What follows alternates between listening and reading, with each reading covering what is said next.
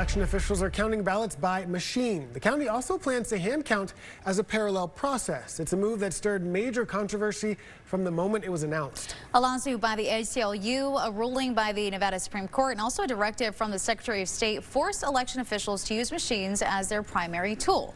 So Kelsey McFarland has been in Pahrump yesterday and today. You have the latest now on how they'll get both done. Kelsey, good morning.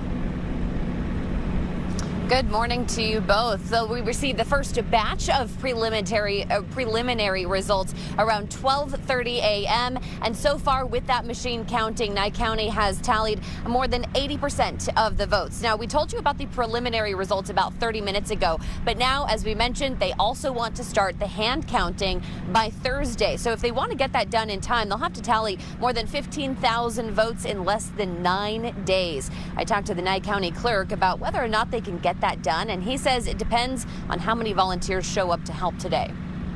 As you can imagine, our process was disrupted based on what we had in place. That was approved by the Secretary of State's office, but we are, revised our procedure. We've got approval with some modifications based on what we've submitted, and it's a function of how many resources we can gather. So I talked to voters about how they like the addition of paper ballots and hand counting, a move that was largely fueled by conspiracy theories about the election fraud into the 2020 election, and it was a mixed bag from them. In all the elections I've voted in, it ranks probably in the top 10.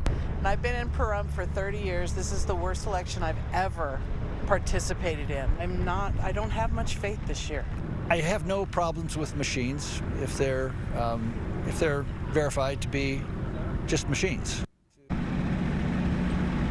Now, Nye County says about 45% of registered voters in the county cast their ballots, making more than 15,000 people. And as results continue to pour in this morning into this afternoon, we'll be sure to keep you posted on those preliminary results. Reporting live in Pahrump, I'm Kelsey McFarland.